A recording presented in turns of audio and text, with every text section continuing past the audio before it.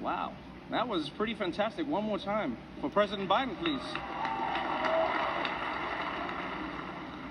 That was really great. I gotta promise I will not be going to jail. I'll switch things up now. Let's see how we do this. How's everybody doing tonight? You guys good? Everyone good? First of all, thank you so much, Steve. Good evening, Mr. President, First Lady, members of the media, and all the men relieved that Ronan Farrow isn't here tonight. It is my great honor to be speaking tonight at the nation's most distinguished super spreader event. No, for real, people, what are we doing here? Let's be honest, what are we doing? Like, did none of you learn anything from the Gridiron Dinner? Nothing, huh? Like, do you read any of your own newspapers? I mean, I expect this from Sean Hannity, but the rest of you, what are you doing here? You guys spent the last 2 years telling everyone the importance of wearing masks and avoiding large indoor gatherings. Then the second someone offers you a free dinner, you all turn into Joe Rogan, huh? I mean, Dr. Fauci dropped out. That should have been a pretty big sign. Fauci thought it was too dangerous to come tonight. Pete Davidson thinks it's okay. And we all went with Pete. Okay. All right, then. Now, for those who don't know me, my name is Trevor Noah, and I'm really honored to be here, honestly. You know, because you could have picked any comedian, you could have invited anyone, but you went with the South African variant. Very on theme. I appreciate that. And COVID risk aside, can I just say how happy I am that this event is happening again for the first time in 3 years. Yeah. And the truth is, I want us all to have a good time tonight. So please, everyone relax. You know, I know everyone in this room is worried about who catches you laughing at what, and just chill, just chill. We're celebrating, we're out. You know, get comfortable. Not too comfortable, Jeffrey Toobin, not too comfortable. No, you know what? No, don't ooh him, bunch of haters. You know what? So what, Jeffrey? You made a mistake, you whipped it out in front of your coworkers. That's the first step to winning a Grammy for Comedy Album of the Year. You're halfway there, my friend. You don't let the haters stop you. We all come back from mistakes. Now, you might have noticed I'm going to be telling some jokes tonight. But I want you to understand, I am not here to tear anybody down, okay?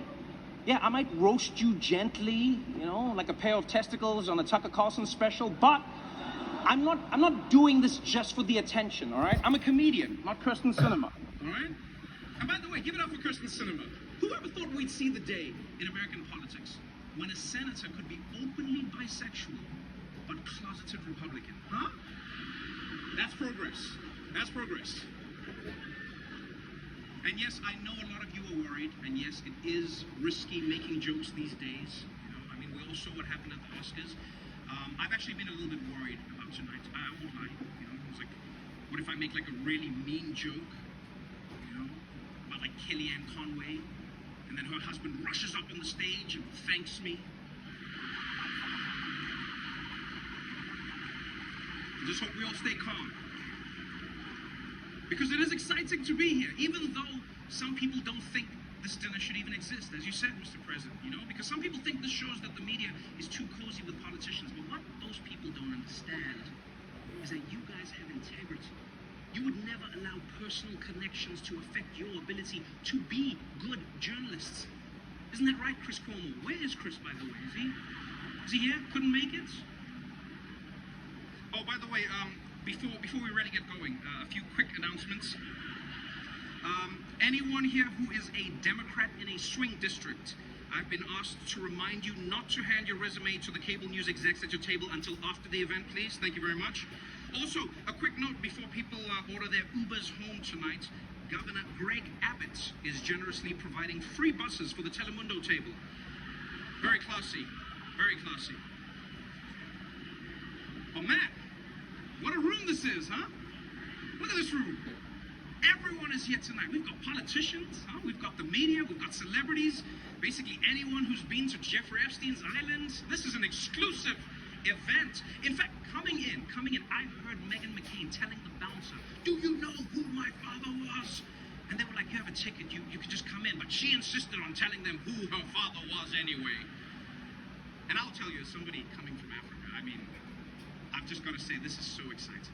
So we have this swanky party full of Washington's most powerful people. You know, it's not as exciting as Madison Cawthorn made it sound, but still very sexy. Very, very sexy. There's many big names here tonight. Yeah, one of my favorites, Ron DeSantis, is here. Yeah. Oh man, I'm actually surprised that he found the time. He's been so busy trying to outmaneuver Trump for 2024. I see you, Ron. I see you, Blair. Yeah, I've seen what you've been doing. Blaming Trump for the lockdowns, distancing yourself from the vaccines that Trump created with his own two hands. Nobody knew how to make vaccines until I made them. Beautiful, beautiful vaccines. Nobody knew how. Not even Fauci.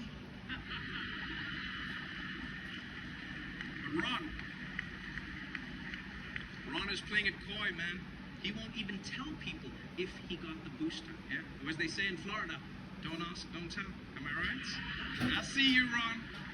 You see, what I like about Ron DeSantis is like if Trump was the original Terminator, DeSantis is like the T-1000. You know, you're smarter than him. You're slicker than him. You can walk down ramps. Yeah. Because you see, no, Trump said he won the election, but everyone was just able to look at the numbers and see that he was wrong. That's why Ron DeSantis is one step ahead. First, you ban the math textbooks. Then, nobody knows how to count the votes. Who? My man. Ha, ha, ha. What a rude. Are you kidding me? The great chef Jose Andres is joining us here tonight. Give it up for you, people. My good friend in the room. Whenever there's a disaster anywhere in the world, Chef Jose is there. Which I guess is why he's sitting at the CNN table tonight. Now, of course, the real reason that it's such an honor to be here tonight is that we all get to be in the same room as the most powerful man in the United States. So let's give it up for Joe Manchin, everybody. Where is he? Is he there? Good to see you, sir. Good to see you. No, for real, Mr. President. Thank you for being here. Thank you for having me here. You know, I was a little confused. Why me? But then I was told that you get your highest approval ratings when a biracial African guy is standing next to you. So,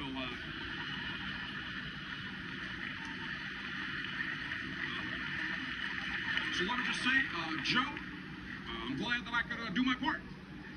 And hopefully this will work. I'm not actually him, I just did the voice. More importantly, First Lady Dr. Jill Biden is here, everybody. Give it up for her. You know, interesting fact, even as First Lady, Dr. Biden continued her teaching career. Yeah, the first time a presidential spouse has ever done so. Ever. Congratulations. Now, you might think it's because she loves teaching so much, but it's actually because she's still paying off her student debt. I'm sorry about that, Jill. Yeah, I guess you should have voted for Bernie.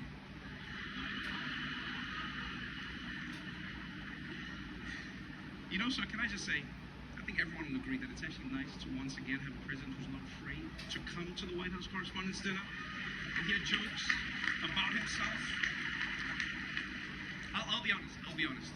If you didn't come, I totally would have understood. Because these people have been so hard on me, which I don't get. I really don't. I think ever since you've come into office, things are really looking up. You know, gas is up, rent is up, food is up, everything. No, it really has been a tough first year for you, Mr. President. And surely you must be a little worried about 2024. There's a lot of passion on the Republican side. There really is. You know, it's going to be an interesting time. And as you all know, President Biden's lack of a filter does get him into hot water sometimes. You know, last month he caused a huge international incident saying that Vladimir Putin should be removed from power. It was very, very upsetting to Russia. Yeah, until someone explained to them that none of the stuff Biden wants actually gets done.